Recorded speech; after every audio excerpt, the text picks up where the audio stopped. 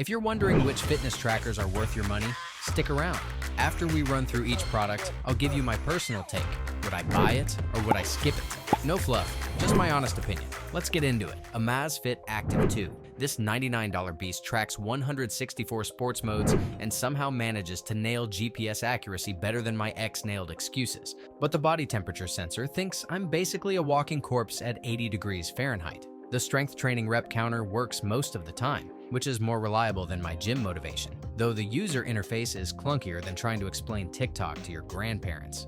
Would I buy it? Yes. For under $100, this thing punches way above its weight class like a caffeinated chihuahua. Garmin Lily 2. This fashionable little tracker looks sleek enough to fool people into thinking you actually have your life together. And the 5-day battery life means you won't be tethered to a charger like some kind of electronic vampire. The downside is that it's about as smart as a decorative rock when it comes to advanced features, and the calorie tracking is more off than my sleep schedule during finals week. Would I buy it? Maybe. It's perfect if you want something pretty that does the basics without making you look like you're wearing a computer on your wrist. Coros Pace 3. This lightweight running machine delivers 24 days of battery life that'll outlast most of my relationships, and the GPS accuracy is so good, it could probably track my will to live. The touchscreen is laggier than a dial-up internet connection from 2003. And if you want to control your Spotify, you're shit out of luck, because this thing has 0 music control features. Would I buy it? Yes. If you are a serious runner who doesn't need their watch to be a tiny smartphone,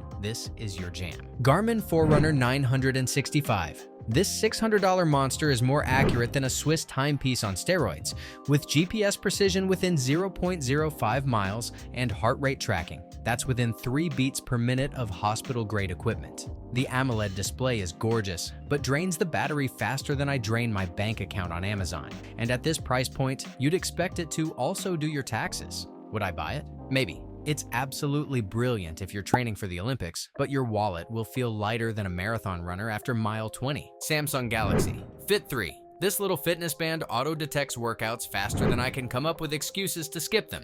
And the AMOLED display is brighter than my future prospects.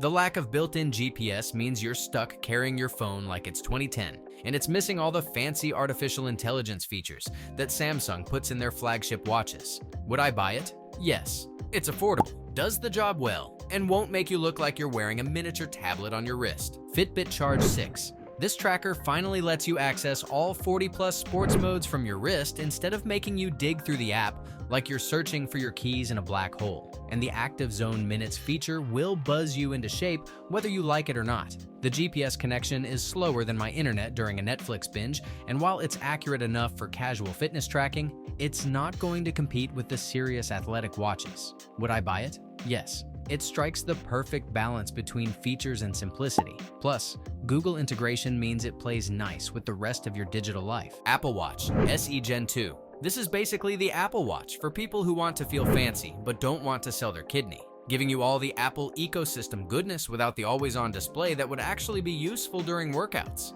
The battery life is decent at 2 days, which is like being the tallest person in a room full of toddlers compared to other smartwatches. But the heart rate accuracy during exercise is solid as a rock.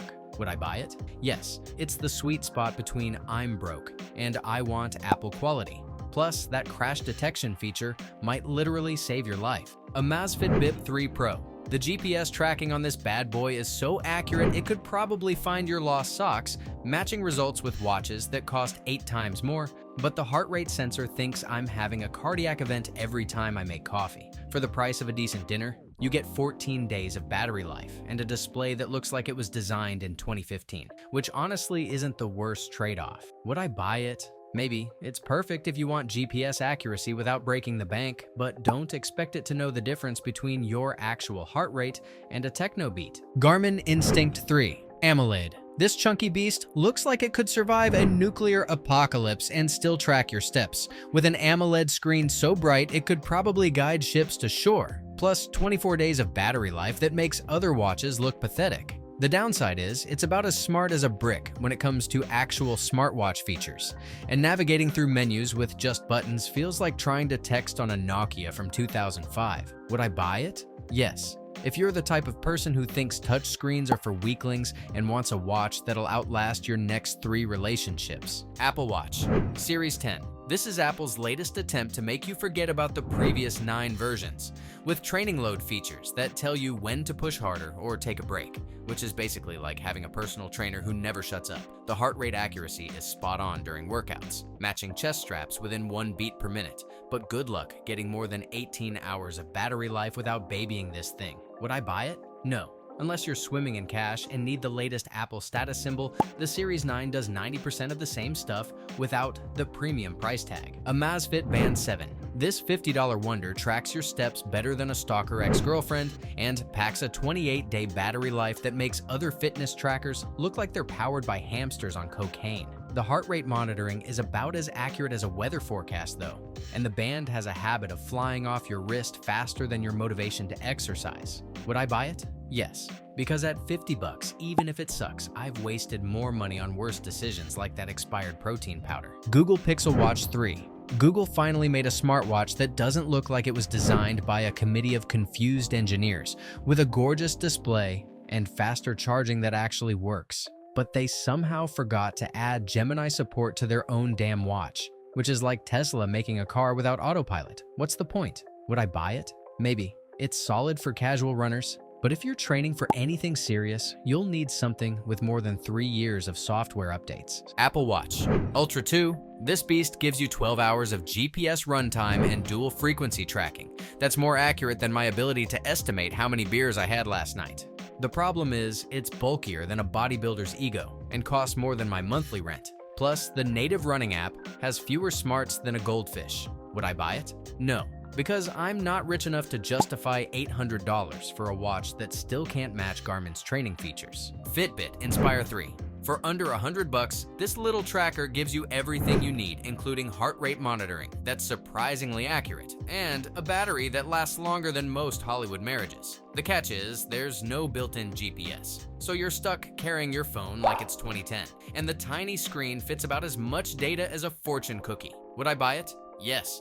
It's perfect for beginners who want to track their couch to 5K journey without breaking the bank. Garmin Fenix 8 Solar Sapphire. This absolute unit is like strapping a computer to your wrist that can do everything except your taxes, with mapping features so advanced it could probably guide you through a zombie apocalypse. The downside is it costs more than a used car and has so many features you'll need a PhD to figure out what half of them do. Would I buy it? Maybe if I had $1,000 burning a hole in my pocket and wanted to feel like a Navy SEAL while walking to Starbucks. Xiaomi Smart Band 9. I've been wearing this €40 budget beast for weeks, and honestly, the 21-day battery life is so good, it makes my phone jealous. Plus, the heart rate tracking is surprisingly accurate at 90% compared to my Apple Watch. The downside is you're basically carrying a fancy pedometer without built-in GPS. So you're still married to your phone like it's 2015, and the sleep tracking thinks I'm getting 3 hours of deep sleep when I'm clearly just lying there, contemplating my life choices.